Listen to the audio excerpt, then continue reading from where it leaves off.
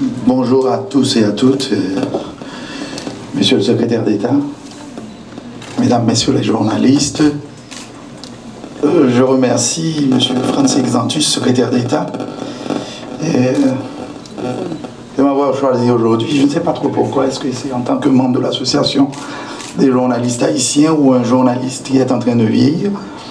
Mais je suis là, et bientôt peut-être 35 ans dans ce métier de journaliste.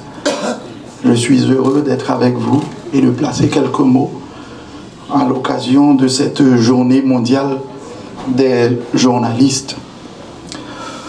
J'ai deux sentiments, je m'ai parlé matin. Un sentiment, moi, j'aime mes métiers, quand on a pile journaliste qui admire les métiers, qui a pile passion, tant qu'on a, qui travaille. Et je suis content d'être dans le journaliste, je suis content que je dis à ces journées mondiales et que pas une célébration oui, en Haïti. Mais plutôt, ça me capable de dire une journée de réflexion qui pour permettre nous, je dis, réfléchir non seulement sur la pratique métier, sur sa métier et sur le rôle dans la société. Je profite de l'occasion en tant que membre de l'association journaliste haïtien pour me poser deux éléments qui sont extrêmement importants. Dans le message AJH, Association journaliste haïtien, fait sortir à l'occasion de la journée mondiale la jeudi. AJH dit que il y a un problème d'impunité et grave dans le pays.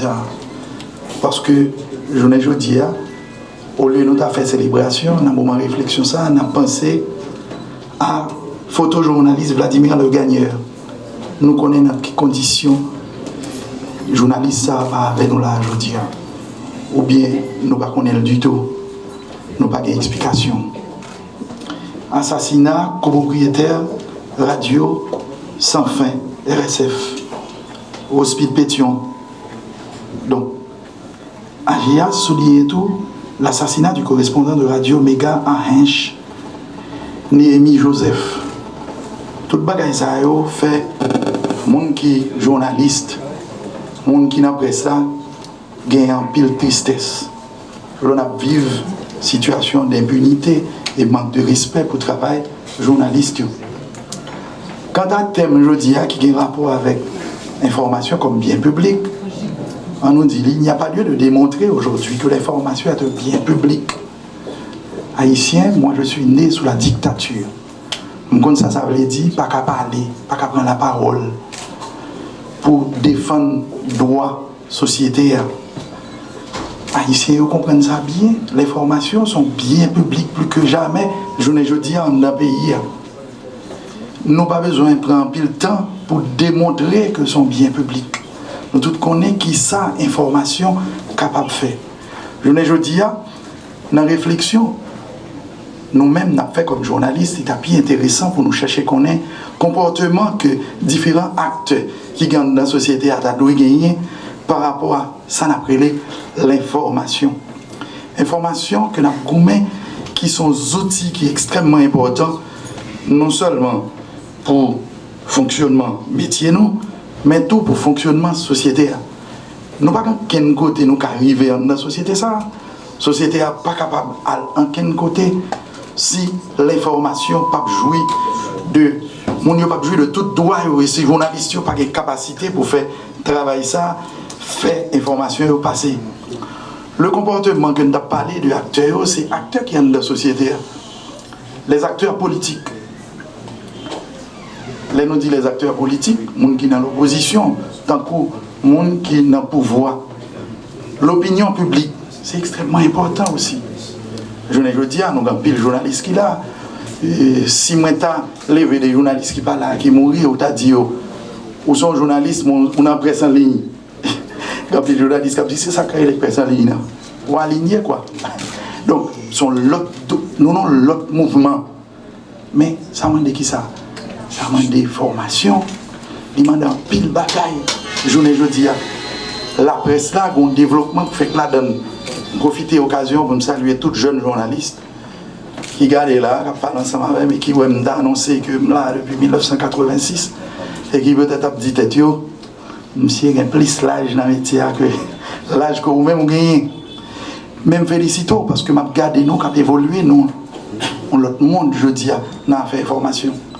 Donc on a gardé nous, qui cherché information dans une période qui est difficile. Naturellement, m'a dit nous ça. Et pour tout jeune journaliste qui attendent, souvent on entend qui sorti pour opposer une génération à l'autre. Chaque monde joue une difficulté par eux dans le temps. Et ça fait l'opinion publique là, fait nous en pile confiance. Et on profite journée jeudi pour nous réfléchir en pile sur le travail que nous avons commencé à faire, que nous avons continué à faire. Et chaque génération a ramassé toute complexité et fragilité qui gagne dans le métier pour nous capables de continuer à jouer le rôle nous avec les fonctions que vous connaissez, que la presse joue le rôle de fonction d'information, fonction d'éducation, fonction de distraction, d'analyse et de guide que la presse représentait. Merci beaucoup. Monsieur le représentant de l'Association des journalistes haïtiens, Rommel Pierre, estimables travailleurs et travailleuses de la presse parlée, écrite, télévisée et numérique, mesdames, messieurs les agents publics du ministère, distingués invités, mesdames, messieurs. Depuis 28 ans, le 3 mai est mondialement et annuellement dédié au débat, réflexion et assise sur la liberté de la presse. Cette année, la célébration de cette journée s'articule autour du thème « L'information comme bien public », qui plus qu'un simple slogan est un indicateur explicite des enjeux actuels qui doivent se trouver au substrat des agents internationaux, régionaux et nationaux. Ce thème postule en effet l'obligation pour tous les acteurs du corps social, allant du citoyen ordinaire au gouvernant, de s'intéresser d'une part aux questions afférentes à la presse en général et d'œuvrer activement d'autre part à l'effectivité de ses corollaires essentiels, en particulier la liberté. La liberté de la presse, réalité juridique incontournable aujourd'hui de la quasi-totalité des États, s'est toutefois construite dans un contexte revendicatif qui a souvent vu les hostilités de ceux qui vont à contre-courant de l'histoire universelle s'opposer aux aspirations légitimes des avant-gardistes et courageux du secteur. Nombreux sont ceux qui se sont, de par leurs actes, offerts en holocauste, en Haïti ou ailleurs, en vue de consolider cet acquis, la liberté de la presse. Citons pour illustrer les cas de Havid Nouri en Afghanistan, de Saad Ahmad en Syrie, de Chris Ondros en Libye, Patrick Boura au Koweït, ou encore chez nous en Haïti, les assassinats crapuleux de Jean-Léopold Dominique, de Briol Lindor, de Néhémie Joseph, Jacques Roche, Vladimir Le Gagneur, Gérard Desnozé, Alix Joseph, François Latour, pour ne citer que cela. Nonobstant ces épisodes malheureux qui ont jalonné la lutte pour la liberté de la presse, celle-ci a néanmoins connu un essor significatif et proportionnel à l'expansion des technologies de l'information et de la communication.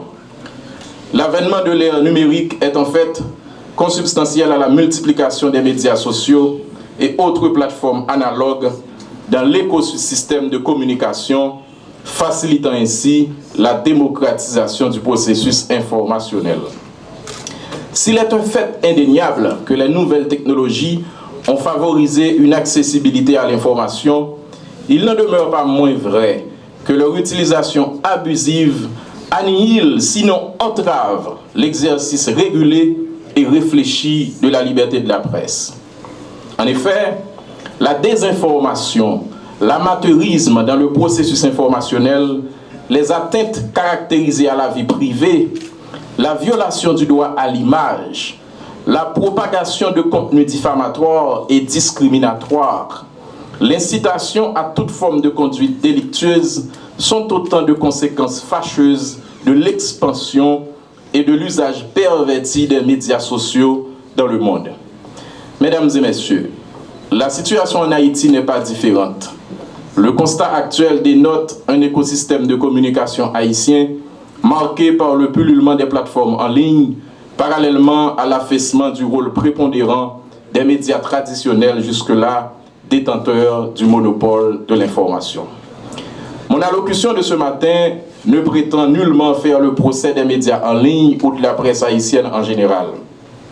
Les nobles accomplissements historiques de cette prestigieuse presse haïtienne pour l'établissement et le renforcement de l'état de droit, son positionnement perpétuel comme contre-pouvoir incontournable et soupape de sécurité infaillible contre les excès des gouvernants, les efforts incommensurables consentis par les travailleurs de la presse traditionnelle ou en ligne pour informer la population sont autant de facteurs qui m'interdisent carrément une telle prétention. Au contraire, j'en profite pour vous dire chapeau, consoeurs et confrères de la presse, vous méritez une couronne de laurier d'or en guise de félicitations. Cependant, dans ce contexte de célébration de la liberté de la presse, l'attention doit être attirée, ou tout au moins le voile doit être levé sur certaines dérives décelées dans l'écosystème haïtien d'information qui entachent le crédit et le professionnalisme inhérents à l'exercice des métiers de presse. Estimables consoeurs et confrères, la notion de liberté de la presse appelle comme corollaire immédiat celle de responsabilité. Responsabilité de vérifier l'authenticité et l'exactitude des informations conformément aux prescriptions de l'article 28.2 de la Constitution. Responsabilité de respecter l'éthique professionnelle. Responsabilité de résister à toute tentation d'utiliser l'espace médiatique à des fins exclusivement privées aux dépens de l'intérêt général. Car, en définitive, lorsque les clivages partisans s'amenuiseront ou disparaîtront, l'information demeurera comme bien public. En cette journée mondiale de la liberté de la presse, voilà le parti pris auquel j'invite les travailleuses et travailleurs du secteur, ceux en ma double qualité de secrétaire d'État à la communication et de journaliste senior en incompatibilité. Je voudrais ici terminer mes propos en vous réitérant la volonté indéfectible de l'administration du président de la République, son Excellence M. Jovenel Moïse, d'œuvrer à l'établissement et au renforcement d'un cadre propice au développement d'une presse haïtienne libre, indépendante, engagée, pluraliste et responsable. Je vous remercie tous.